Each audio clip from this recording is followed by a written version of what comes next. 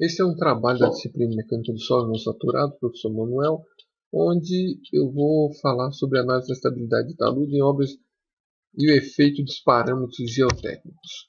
Ele está dividido em 10 etapas, as 7 primeiras tratam de conceitos, os outros 2 são o caso em questão e o último a referência bibliográfica. Da maioria das rodovias, ferrovias e portos, quando o traçado plano e altimétrico impõe desníveis, temos trechos em cortes, em aterros e em seção mista. O Brasil apresenta algumas regiões com relevo variável impondo condições particulares.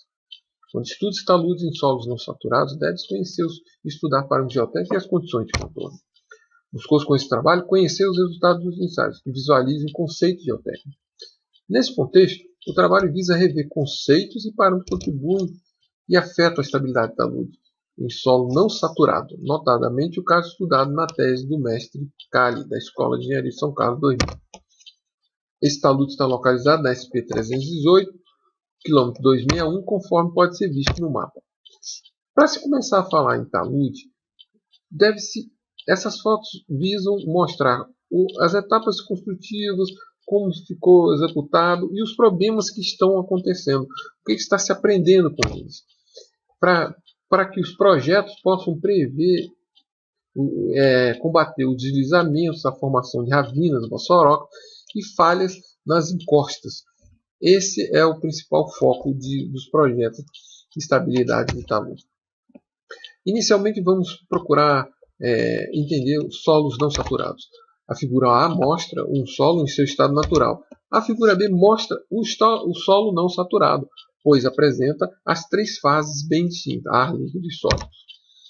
Para começar a entender sobre o estado de energia da água no solo, podemos expressar que ele é a soma de 2 energias, a energia potencial e a energia cinética.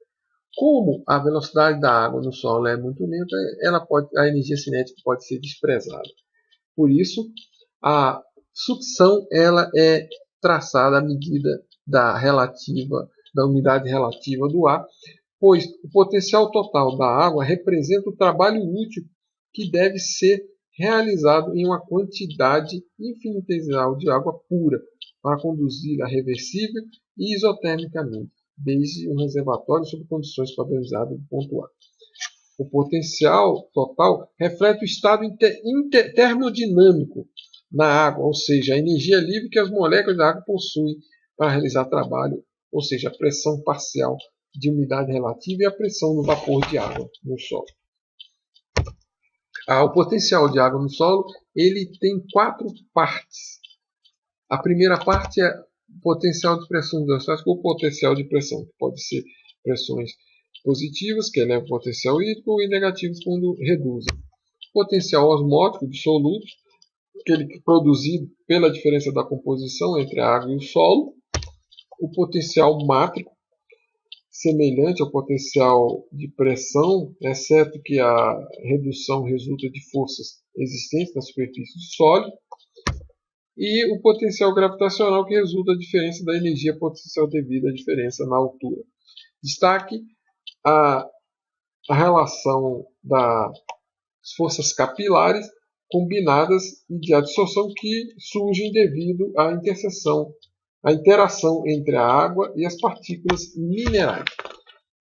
Já no caso da sucção total do solo, que é definido como a pressão manométrica negativa em relação à pressão externa de gás sobre a água do solo, que deve ser aplicada em um reservatório de água pura,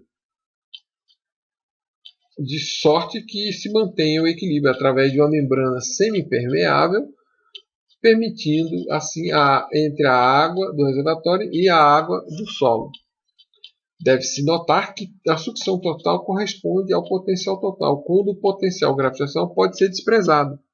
Dessa forma, a sucção total pode ser separada em suas 2 componentes, a sucção osmótica e a sucção mátrica, que corresponde respectivamente ao potencial osmótico e ao potencial mátrico. Em mecânica dos solos, tem-se rotineiramente atribuído uma mudança na sucção total a variações na sucção mátrica, de sorte que é a expressão mostrada representando os conceitos de sucção osmótica e total. O gráfico de curva característica de solos argilosos e arenosos mostram claramente o comportamento e a variação de um e outro. E por isso, o Fredholm estudou as curvas características por umedecimento e Hillel e procuraram destacar, né, que na secagem ou desidratação, quando a amostra previamente saturada é exposta a potenciais matriciais crescentes, o que implica ir diminuindo a umidade do solo. Já no caso do umedecimento, molhamento ou hidratação, quando a amostra seca tem um potencial matricial reduzido, gradualmente incrementando-se a umidade. A diferença entre eles tem um fenômeno chamado esterese. A estrutura do solo também afeta a forma da curva de retenção. Por isso que para um mesmo solo agregado, em suas condições naturais e compactadas, pode observar que a compactação conseguiu diminuir as dimensões dos grandes poros entre os agregados.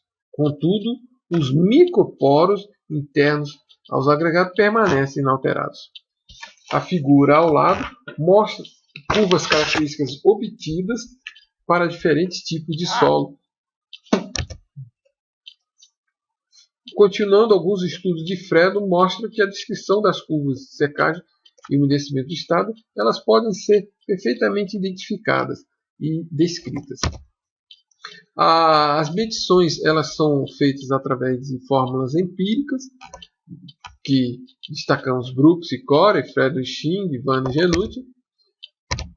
Van Newton foi utilizado, e a medição foi feita através de utilizando o psicômetro e o papel filtro. Cabe destacar que algumas correlações usadas para a determinação da pressão de sucção mais expressas em centímetros de água em função da umidade e do equilíbrio do papel. Segundo Fredholm e Rádio, o tempo de resposta do papel é da ordem de no mínimo uma semana.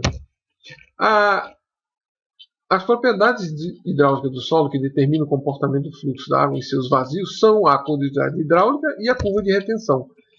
O fluxo lamelar obedece à lei de Darcy e, para se obter a condutividade, realiza os ensaios utilizando fermento de carga constante e carga variável. Já no cargo solo não saturado, a fórmula de Darcy é utilizada com alguma variação.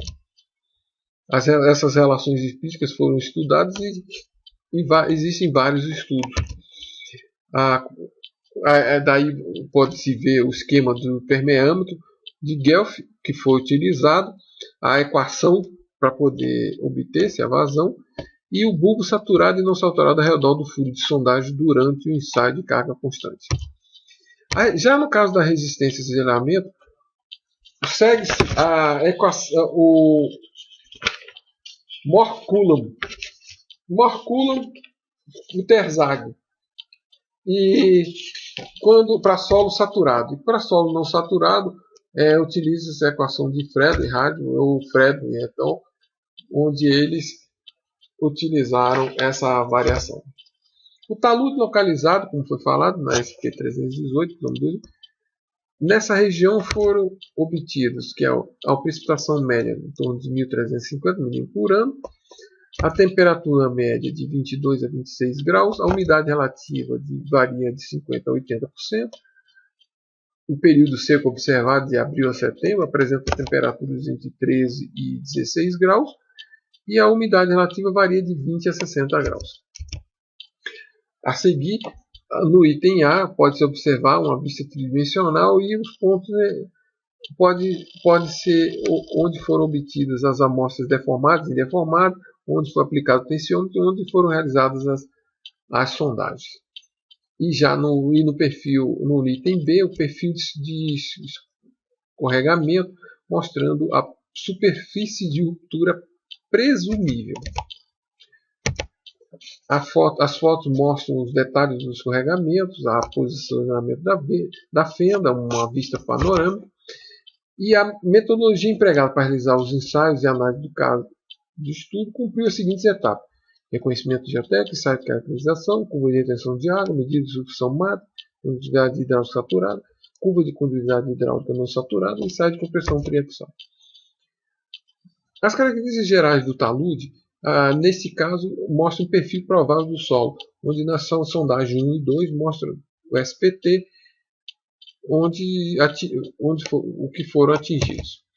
Os ensaios de caracterização, tanto nas amostras de topo e de base, para a umidade, peso específico, índice de vazio, grau de saturação, e por meio dos permeâmetros da equação de Van Genuit,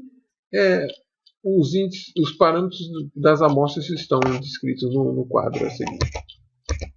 A curva de retenção do solo para a amostra 1 no topo foi ajustada utilizando-se o papel filtro e a câmara de pressão, apresentando esse comportamento. Já na base,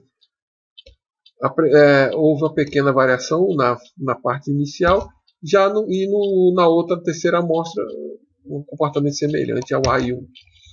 As medidas de sucções, conforme pode ser visto, obtido pelo tensiômetro e papel filtro, foram obtidos em outubro e em março, tiveram algumas variações. Tanto que, para as precipitações máximas de 70 mm, chegou-se a uma sucção máxima de 60 kPa. O perfil de sucção mática pode ser observado no esquema do talude a seguir. A condutividade hidráulica foi obtida através de duas formas: o corpo de prova, onde o ensaio de permeabilidade chegou-se a 4,4 vezes 10 a menos 4, e para os parâmetros de condutividade não saturada, no topo do talude chegou-se a 1,6 vezes 10 a menos 4. Os ensaios de compressão foram utilizados o equipamento GDS e o equipamento convencional, variando a tensão de 50 a 150 kPa para cada amostra. A deformação, tensão-deformação e a deformação, variabilidade volumétrica para cada amostra. Pode ser visto. Os ensaios de compressão chegaram às seguintes equações. O destaque para a diferença do ângulo do topo de 35 graus para a base de 25 graus. Isso se comprova novamente em outra amostra de 22 graus para 24 graus. Buscou-se fazer um diagrama de tensão e deformação para sucções mátricas de 30 a 300 kPa, observando o seguinte comportamento gráfico. Esses ensaios também apresentaram esses resultados de coesão de 14,8 a 32. E, por fim, o ciclo de Mohr da sucção, as variações de 0 kPa a 300 kPa, e chegando a uma envoltória de resistência até quase 100 kPa, e com a coesão quase 50, com um ângulo de 20 graus, e depois ele tende a ficar com 0 grau.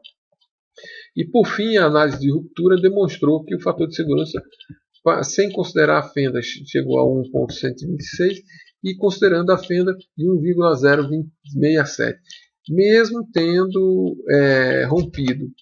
Os resultados com a precipitação de 20 mm por hora, observa-se uma variação do fator de segurança, no gráfico, e com a precipitação de 70 mm por hora, a variação foi um pouco superior à de 20 mm por hora. Essa foi a referência bibliográfica. Muito obrigado.